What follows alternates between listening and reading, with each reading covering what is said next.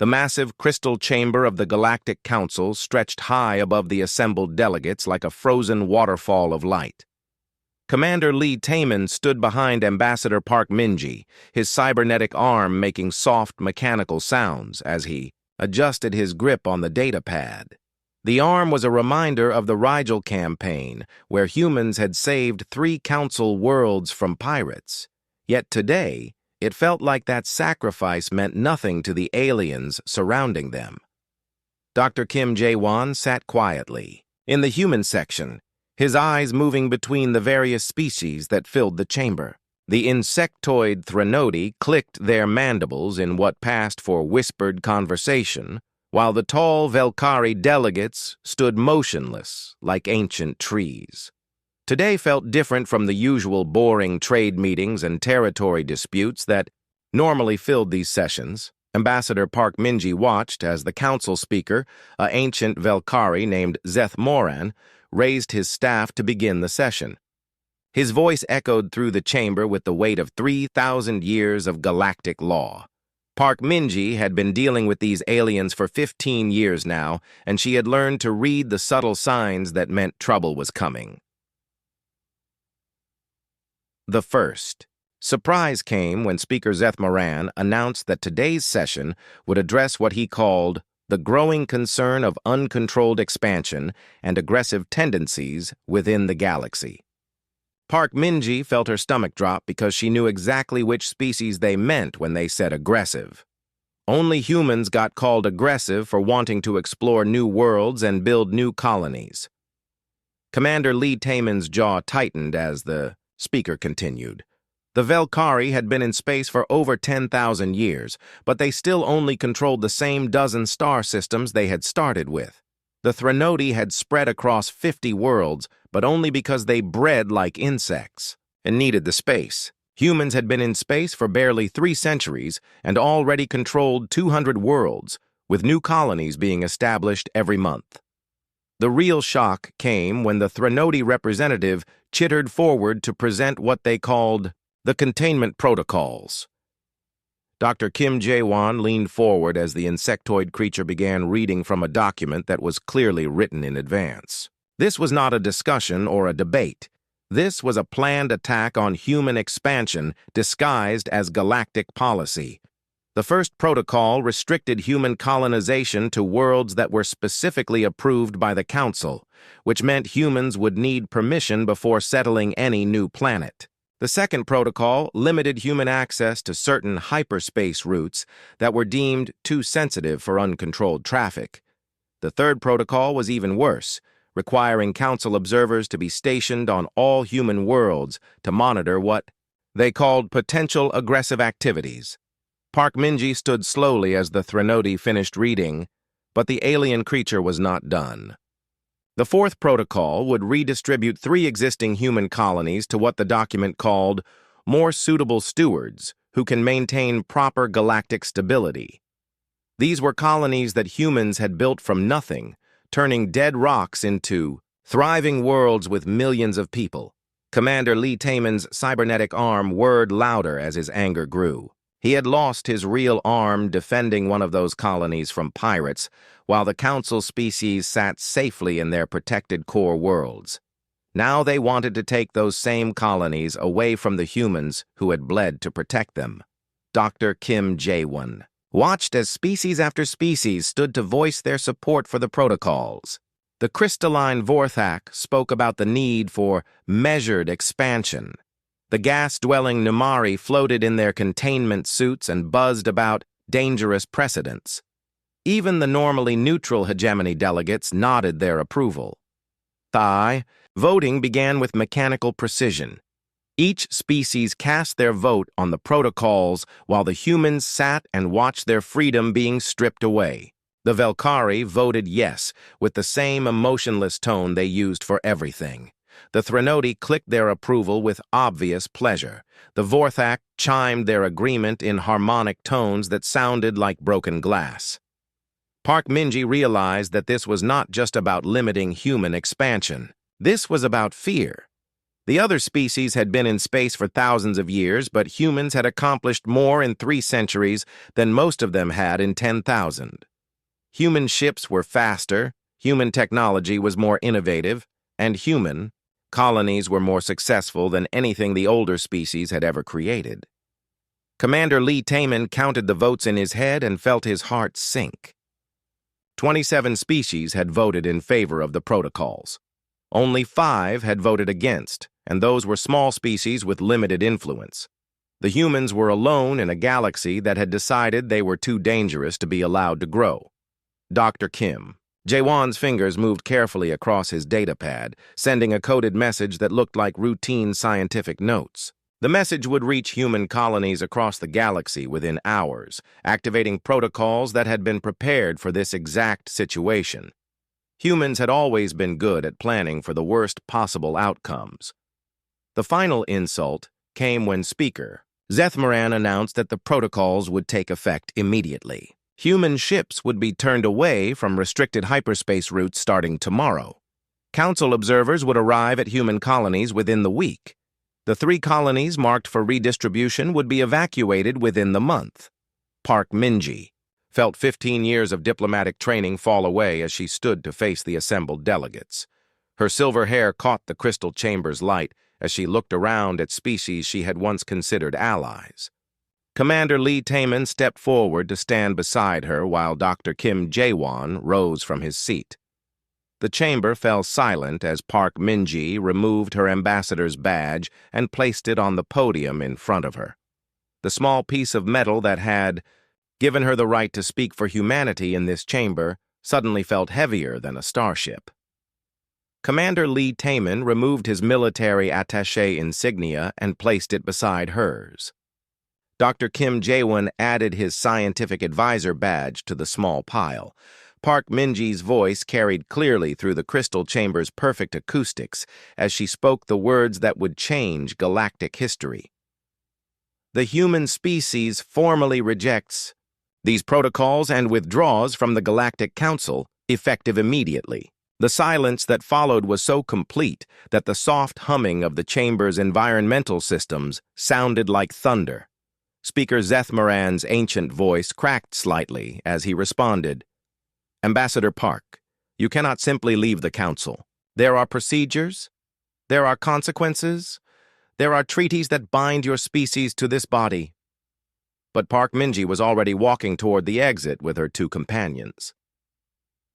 Commander Lee Taman turned back at the chamber's entrance, his cybernetic arm gleaming under the lights. "You wanted to contain us because you feared what we might become. Now you'll discover what we choose to become instead." The 3 humans left the chamber as chaos erupted behind them. Dr. Kim Jae-won's coded message had already reached its destinations, across human space. On 200 worlds, colonial governors were opening sealed orders that had been prepared years ago. Fleet commanders were activating contingency plans that most of them had hoped never to use. Scientists were unsealing research projects that had been hidden from council oversight. The galaxy had just made the biggest mistake in its 10,000-year history. They had tried to cage the one species that refused to be caged, and now they would learn what happened when humans decided to leave the cage behind completely. 3 months had passed since the dramatic exit from the council chambers, and the galaxy was beginning to understand that humanity's withdrawal was not the angry tantrum they had expected. Admiral Song Won-ho stood on the bridge of the flagship, indomitable, watching as the last human transport ships prepared to leave Council space forever. The operation had been planned in secret for years, waiting for the day when the Council finally pushed too far. Engineer Bae Suji worked frantically in the ship's lower decks, overseeing the installation of technology that no Council species had ever seen. While the aliens had spent centuries relying on Council-approved designs and shared knowledge, humans had been quietly developing their own alternatives. The fusion reactors humming beneath her feet used principles that the Council's scientists claimed were impossible. Pilot Yoon Min-ho guided his scout ship through the outer edges of human territory, mapping hyperspace routes that led beyond the galactic rim. The Council had always told member species that nothing existed beyond the spiral arms except empty space and cosmic radiation. His instruments were telling a very different story as they detected star systems and energy signatures where the maps claimed only void existed. The Council species watched in growing confusion as human settlements simply vanished from their territories. The bustling trade stations that humans had built at hyperspace junction points went dark overnight. The research facilities where human scientists had worked alongside alien colleagues emptied without explanation. Most disturbing of all, the human military bases that had protected Council worlds from pirates and raiders withdrew their forces completely. Admiral Song Wanho had coordinated the largest logistical operation in human history with the precision of a military campaign. Every human civilian, every piece of equipment, every scrap of technology that could be moved was being relocated to destinations that the Council could not even imagine. The operation was so complete that human presence in Council space would soon be nothing but empty buildings and abandoned infrastructure. Engineer Bei Suji's revolutionary designs were finally seeing the light of day after decades of secret development. The faster-than-light drives she had perfected used quantum tunneling instead of the hyperspace gates that the Council controlled. Her fusion reactors could run on hydrogen collected from any star system, making human ships completely independent of the rare elements that the Council rationed to maintain control over member species. The most impressive achievement was the generation ships that had been built in hidden shipyards beyond the reach of Council sensors. These massive vessels were entire cities in space, capable of supporting millions of people indefinitely while traveling between star systems. Each ship contained manufacturing facilities, agricultural domes, research laboratories, and everything needed to establish new colonies without any external support. Pilot Yoon Minho's reconnaissance missions revealed the truth that the Council had hidden for millennia. Beyond the galactic rim lay vast regions of space filled with star systems that were rich in resources and suitable for colonization. The Council had deliberately concealed these areas from member species to maintain artificial scarcity and prevent any one species from becoming too powerful or independent. The alien species began to realize the true scope of their mistake as trade routes that depended on human goods collapsed completely. Human manufacturers had produced everything from advanced electronics to medical supplies that other species relied on. Human agricultural colonies had provided food to worlds that could not feed themselves. Human mining operations had extracted resources from asteroids and hostile planets that other species could not safely access. Admiral Song Wanho received increasingly desperate communications from Council worlds as their economies began to fail. The Vorthak crystal cities started experiencing power shortages because human engineers had maintained their energy systems. The Numari gas platforms began breaking down because human technicians had kept their life support systems functioning. Even the mighty Velkari found themselves struggling with problems they had not faced in centuries. Engineer Bei Suji's teams worked around the clock to retrofit the Exodus fleet with the latest human innovations. Adaptive armor that could repair, itself using nanotechnology, weapon systems that could reconfigure their energy output on demand, shield generators that converted incoming attacks into additional power for the ship's systems. Every vessel in the human fleet was becoming more advanced than anything the Council had ever seen. The scientific collaborations that had relied on human creativity and problem-solving abilities ground to a halt as human researchers withdrew from joint projects. Medical research that had been making breakthrough discoveries suddenly stagnated without human participation. Engineering projects that had been revolutionizing technology found themselves unable to progress without human innovation. Pilot Yoon Minho's long-range scouts discovered something even more significant in the deep space beyond the rim. Ancient structures that were clearly artificial, but built using technology that surpassed anything the current galactic civilization possessed. The structures were dormant but intact, suggesting that a previous civilization had once thrived in these hidden regions before mysteriously disappearing. The Council's military alliances began to crumble as member species realized how much they had depended on human tactical expertise and combat effectiveness. Human officers had served as advisors and strategists throughout the Council military hierarchy. Human soldiers had been the shock troops that other species relied on when facing serious threats. Without human participation, the Council's ability to maintain order across their territory was severely compromised. Admiral Song Wanho's withdrawal plan included a psychological component that struck at the heart of Council authority. Human ships did not flee in panic or beg for mercy, as the aliens had expected. Instead, they departed with calm efficiency, leaving behind gifts that demonstrated just how advanced human technology had become. Medical equipment that could heal injuries the Council considered incurable. Energy generators that produced more power than entire Council stations. Defensive systems that could protect worlds from threats the aliens had never imagined. Engineer Bei Suji's masterpiece was the quantum communication network that allowed instant contact between human settlements, regardless of distance.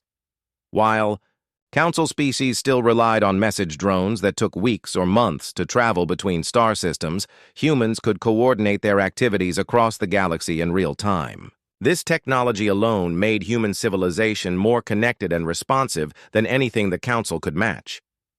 The final blow came when pilot Yoon Min-ho's scouts detected massive construction projects beginning in the hidden regions beyond the Rim. Human engineering teams were building structures on a scale that dwarfed anything in Council space. Orbital habitats that could house entire civilizations, manufacturing complexes that could produce starships by the thousands, agricultural stations that could feed billions of people. Admiral Song Wanho stood once again on his flagship's bridge, as the last human vessel prepared to leave Council territory forever. The communications array crackled with transmissions from Council worlds begging humans to reconsider their withdrawal. Offers of territory, resources, and complete autonomy poured in from species that had voted for the containment protocols. Just months earlier, Engineer Bei Suji's voice echoed through the ship's communication system as she announced that all systems were ready for the final jump to freedom. The quantum drives that would carry them beyond the galactic rim were powered and waiting. The generation ships that would be their new homes were fully operational and ready to begin the next chapter of human civilization. Ambassador Park Minji's final transmission to the Council chambers was brief and devastating in its simplicity. "You wanted to contain us because you feared our potential. Congratulations. You have set us free to explore that potential without limits. Do not attempt to follow us." The transmission ended, and the last human ships vanished into quantum space, leaving the Council alone with the consequences of their fear and prejudice. 1 year had passed since humanity vanished beyond the galactic rim, and the silence from the unknown regions was becoming more unsettling than any threat the Council had ever faced. Captain Jung Seokjin commanded the exploration fleet that pushed deeper into the hidden sectors, mapping star systems that had never appeared on any Council chart. His ships moved through space filled with wonders that challenged everything they thought they knew about galactic history. Dr. Lim Hyun carefully examined the massive ruins that dominated the fourth planet of the Kepler system, her archaeological team working with excitement that bordered on fever. The structures were clearly artificial, but built using architectural principles that no current galactic species used. The metal they were constructed from showed no signs of age, despite being exposed to space for thousands of years. Terraformer. Kang So-young watched her atmospheric processors transform the dead world of Nova Sanctuary into a garden planet in record time. The techniques she had developed during the Exodus were producing results that surpassed anything achieved in Council space. What had once taken centuries of careful environmental management was now being accomplished in mere months. Captain Jung Seok-jin's fleet had discovered over 50 star systems in the first year beyond the rim, each containing resources that dwarfed the wealth of entire Council sectors. Rare elements that the Council rationed carefully were abundant in asteroid fields that stretched for millions of kilometers. Energy sources that could power entire civilizations waited to be harvested from stars that burned with unusual intensity. Chapter: Archaeological discoveries that Dr. Lim Hyun's team was making rewrote the accepted history of galactic civilization. The ruins belonged to a species they began calling the Architects, beings who had achieved technological advancement that made current galactic science look primitive. Their cities had been built to last forever, their machines designed to function. Without maintenance for millennia, their knowledge stored in crystalline matrices that preserved information perfectly. Terraformer Kang So-young's teams were creating worlds that exceeded the natural beauty of any planet in Council space. Her atmospheric processors could adjust planetary climate with surgical precision, while her biological engineers introduced ecosystems that were more stable and productive than anything evolution had produced naturally. The human colonies in the Rim worlds were becoming paradises that attracted settlers from across human space. The Architect ruins held secrets that changed everything about humanity's understanding of their place in the galaxy. Dr. Lim Hyun's translation of their crystalline archives revealed that the Architects had not simply vanished as galactic historians claimed. They had been systematically destroyed by an alliance of species that included the ancestors of the current Council leadership. Captain Jung Seok-jin coordinated the exploration of dozens of Architect sites scattered across the Rim regions, each discovery adding pieces to a puzzle that painted a disturbing picture of galactic politics. The Architects had been peaceful explorers and builders who shared their technology freely with other species. Their only crime had been advancing too quickly and expanding too successfully for the comfort of their neighbors. The evidence that Dr. Lim Hyun uncovered was damning in its clarity. The Velkari and Threnodi had led a coalition of species in a war of extermination against the Architects, using the same arguments about dangerous expansion and aggressive tendencies that they had recently applied to humanity. The current galactic order had been built on the foundation of genocide committed against a superior civilization. Terraformer Kang So-young's successes were attracting attention from across human space as word spread about the Paradise worlds being created in the Rim territories. Floating cities that harvested energy from gas giants while providing homes for millions of people. Deep space habitats that processed asteroids into raw materials while supporting thriving communities. Orbital platforms that captured and redirected stellar energy to power massive construction projects. The Architect knowledge preserved in their crystalline archives was accelerating human technological development at an exponential rate. Captain Jung Seok-jin's ships were already incorporating Architect principles into their designs, creating vessels that could reshape themselves according to mission requirements. The adaptive technology was beyond anything the Council species had ever imagined. Dr. Lim Hyun discovered that the Architects had been working on defenses against something they called the Devourers when their civilization was destroyed. The archives contained fragmented warnings about an extragalactic threat that consumed entire star systems to fuel its expansion across the universe.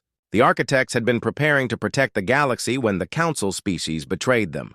Terraformer Kang So-young's projects were creating infrastructure on a scale that dwarfed anything in Council space.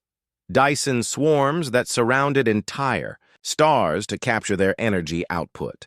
Planetary rings that served as massive manufacturing complexes. Artificial worlds that were designed from the ground up to support specific types of research or industry. The human settlements in the Rim worlds were becoming centers of innovation that pushed the boundaries of what was possible with advanced technology. Captain Jung Seok-jin's exploration fleets were discovering new applications for Architect science every day. while terraforming teams created worlds that served as living laboratories for biological and ecological experimentation. Dr. Lim Haeun's research revealed that the Devourers had already consumed the architect's original homeworld in a distant galaxy, forcing them to flee to this region of space where they had hoped to build defenses. The crystalline archives contained detailed specifications for weapons and shields designed to fight an enemy that treated entire solar systems as consumable resources. Terraformer Kang So-young collaborated with human engineers to create defensive installations using architect principles, building planetary shields that could protect entire worlds from attacks that would vaporize normal defenses. The technology was so advanced that it seemed almost magical, manipulating space and time to deflect or absorb incoming threats.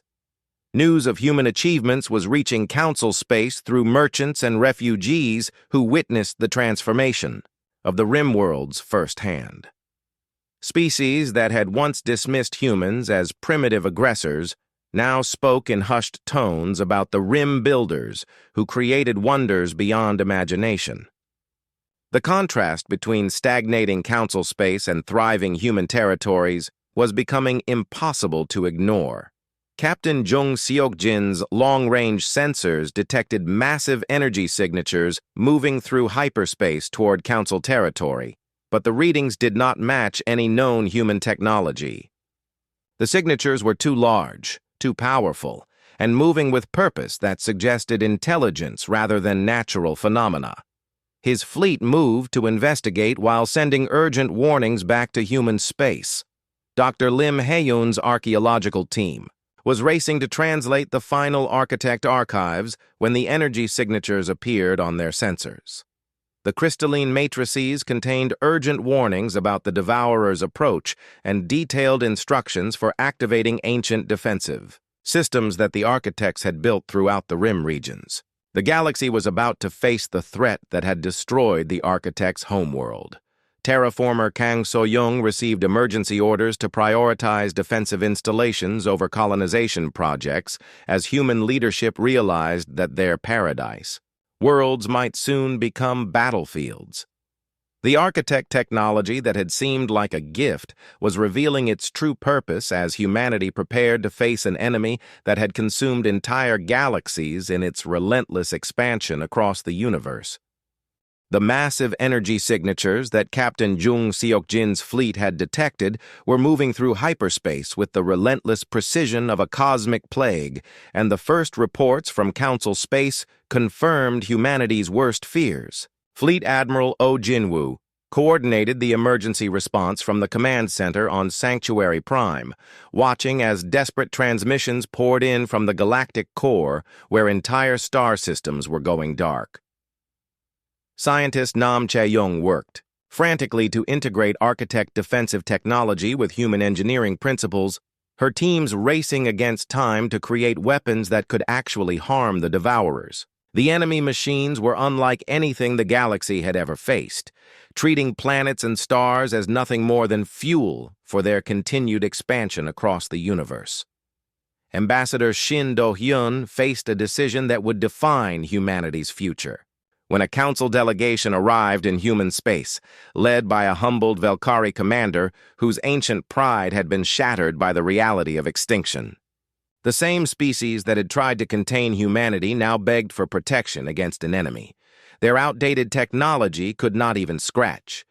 The Devourers were machines of incomprehensible scale and purpose that defied every assumption about warfare and conquest that galactic civilization had developed over millennia. Fleet Admiral Oh Jinwoo studied the sensor readings with growing horror as he realized that these entities did not want territory or resources in any conventional sense. They consumed entire star systems to fuel their own growth, converting matter and energy into more of themselves. Dr. Lim Haeun's translation of the final architect archives revealed the full scope of the threat that was descending on the galaxy. The Devourers had been consuming galaxies across the universe for millions of years, growing stronger and more numerous with each civilization they destroyed. The architects had fled to this galaxy, hoping to build defenses that could stop the machines. But they had been betrayed by the very species they were trying to protect. Scientist Nam Chae-young's integration teams were achieving breakthroughs that combined the best of human innovation with architect science, creating hybrid technologies that exceeded the capabilities of either civilization alone. The new warships emerging from human shipyards could adapt their structure in real time, regenerate damage using living metal, and fire weapons that tore holes in the fabric of space itself. The Council delegation that arrived at SciFiPrime was led by Velkari Commander Thelnathus, whose species had ruled the galaxy for 10,000 years but now faced extinction within months. Ambassador Shin Do-yun listened, as the ancient alien offered humanity anything they desired in exchange for protection: complete autonomy over Council space, unlimited access to all resources, even leadership of a reformed galactic government. Fleet Admiral Oh Jin-woo coordinated humanity's military response while maintaining constant communication with Council forces that were being systematically destroyed by the Devourer advance. The enemy machines moved through space in swarms that numbered in the millions, each individual unit the size of a battleship and collectively possessing intelligence that surpassed any organic civilization. The first battles between Council forces and the Devourers were massacres that demonstrated the futility of conventional warfare against an enemy that could absorb and convert any attack into additional power. Scientist Nam Chae-young watched the tactical recordings with professional interest, noting how the Devourers adapted to each weapon system after a single exposure, making every Council strategy obsolete within minutes. Dr. Lim Hae-un discovered that the Architect archives contained detailed battle plans and weapon specifications designed specifically to fight the Devourers, but the technology required resources and manufacturing capabilities that only the combined strength of multiple civilizations could provide. The architects had been planning to unite the galaxy against the common threat when the Council species destroyed them instead.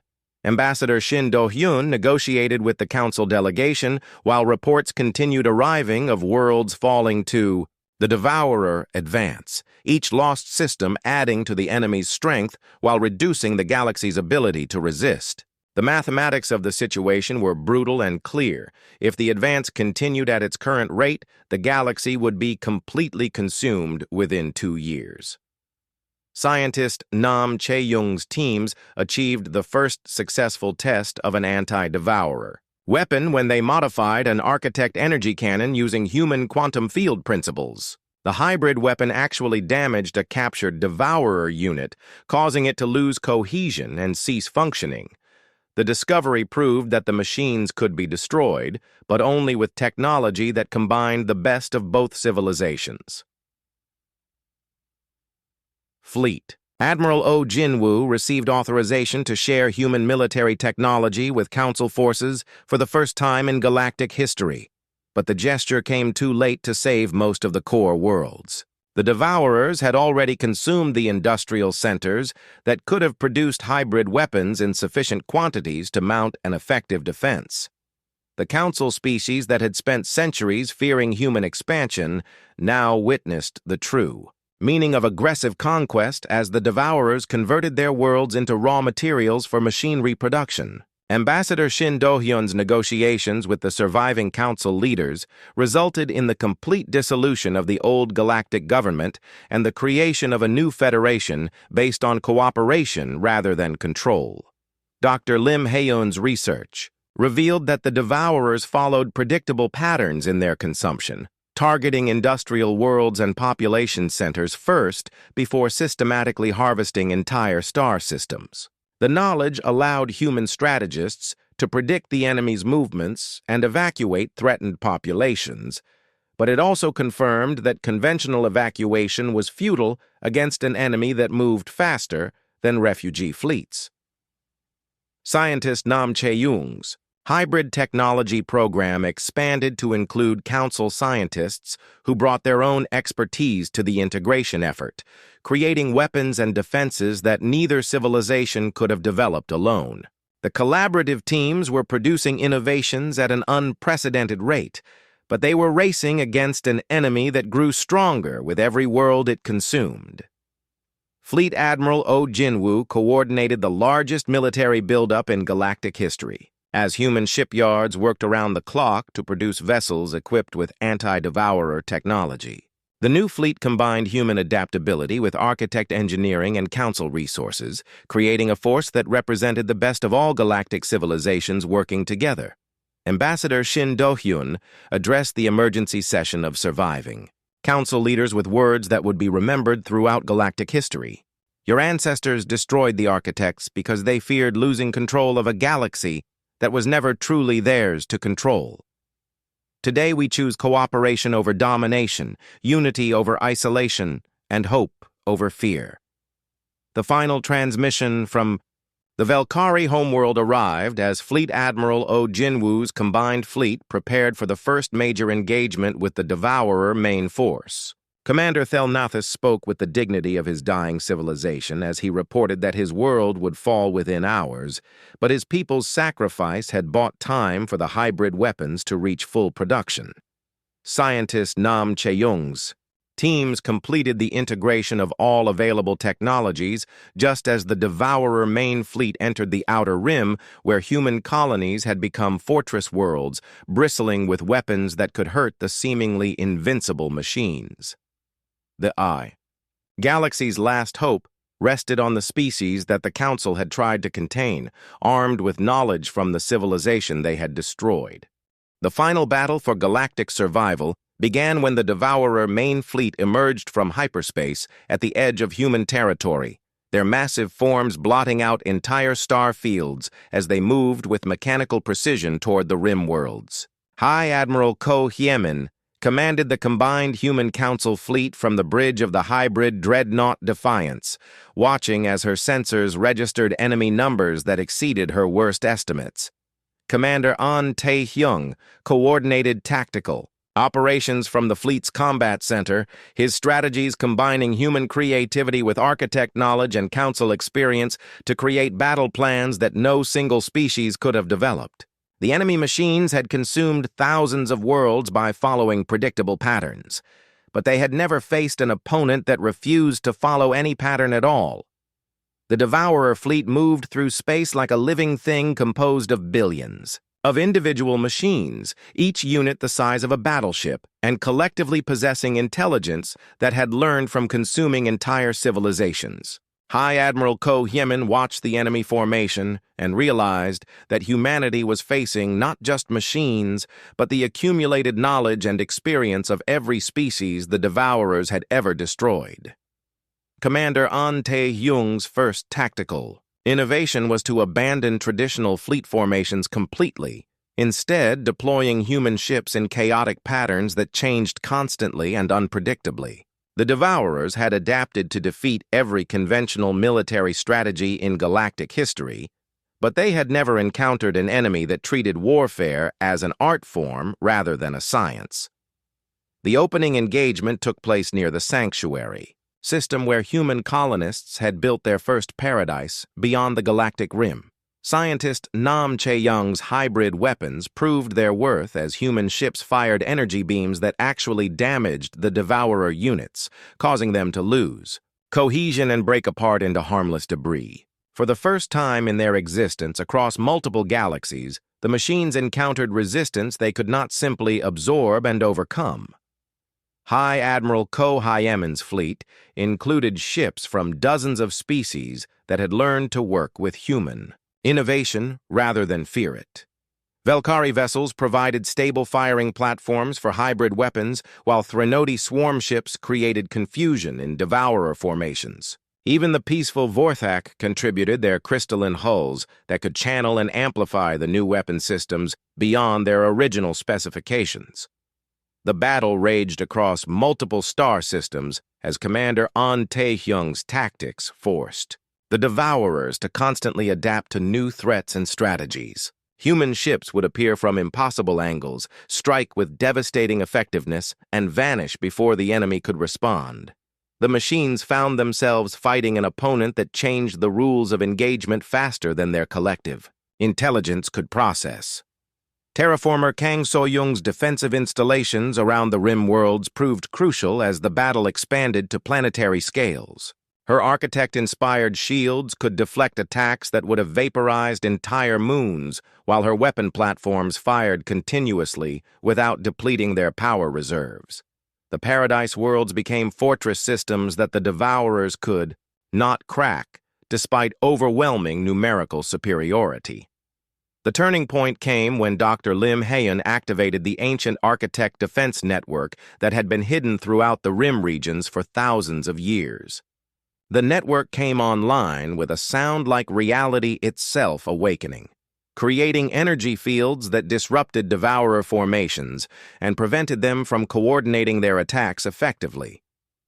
High Admiral Ko Hyemin coordinated the largest space battle in galactic history while maintaining communications with refugee fleets that were fleeing the consumed core worlds. The surviving Council species watched from their evacuation ships as humanity led the fight for their survival, using the same aggressive tactics and rapid expansion that the aliens had once tried to suppress. Commander An Tae-hyung's greatest innovation was recognizing that the Devourers' collective intelligence was also their greatest weakness. The machines shared information instantly across their entire network, which meant that any successful human tactic was immediately known to every enemy unit. But it also meant that confusion or misinformation introduced into their network would spread just as quickly throughout their entire force. The human fleet began transmitting false sensor readings and tactical data directly into the Devourer network, creating phantom fleets and imaginary threats that forced the machines to divide their attention and resources. Commander An Tae-hyung's deception campaign convinced the enemy that they were facing forces 10 times larger than actually existed. Scientist Nam Chae-young's hybrid technology reached its full potential when human engineers discovered how to weaponize the architect's space-time manipulation principles. The new weapons did not simply destroy Devourer units, they erased them from existence by severing their connection to normal reality. Entire sections of the enemy fleet simply vanished as if they had never existed. The final assault began when High Admiral Ko Hyemin's combined fleet targeted the Devourer command ship, a mechanical leviathan that dwarfed entire moons and served as the central processing unit for the enemy's collective intelligence. The ship was protected by millions of smaller units, but human tactics had learned to turn the enemy's coordination against them. Commander An Tae-hyung's attack plan relied on speed and unpredictability rather than overwhelming force. Human ships, equipped with architect technology, could phase in and out of normal space, appearing inside enemy formations and striking at vulnerable points before vanishing again. The Devourers found themselves unable to defend against opponents who could ignore conventional physics. The destruction of the command ship sent shockwaves through the Devourer network as billions of individual units suddenly lost their coordination and purpose. Without their collective intelligence to guide them, the machines began attacking each other in confusion, while human forces systematically destroyed the scattered remnants of their once mighty fleet. High Admiral Ko Hyemin stood on her bridge. As the last Devourer unit self-destructed rather than face capture, their programming unable to comprehend defeat at the hands of a species they had expected to consume like all the others. The galaxy was saved, but the cost had been enormous, with entire civilizations lost, and the old galactic order completely destroyed. Ambassador Park Min-ji returned to the council chambers for the first time since humanity's dramatic departure. But the Crystal Amphitheater now hosted the emergency session of the new Galactic Federation. The old system of control and containment was gone forever, replaced by a government based on cooperation and mutual respect between species that had learned to value diversity over uniformity. Captain Jung Seok-jin prepared his exploration fleets for the next phase of galactic expansion as Federation ships equipped with hybrid technology began mapping new regions beyond the Rim. The galaxy that had once tried to contain humanity now begged them to lead the way to new frontiers, understanding that exploration and growth were not threats to be feared, but hopes to be embraced. Dr. Kim Jae-won stood on the observation deck of the Federation flagship, watching as human and alien engineers worked together to build massive gateways that would allow safe passage to neighboring galaxies. A young Velkari scientist approached him with a question that would have been unthinkable just years earlier. How did your species know you could defeat an enemy that had consumed entire galaxies? The elderly scientist smiled as he watched the construction teams install architect technology that would open pathways to infinite possibilities. We did not know we could defeat them, but we knew we had to try, because standing still means dying, and we refuse to die quietly. That is what you never understood about humans. We do not expand because we are aggressive. We expand because growth is life, and life always finds a way to survive.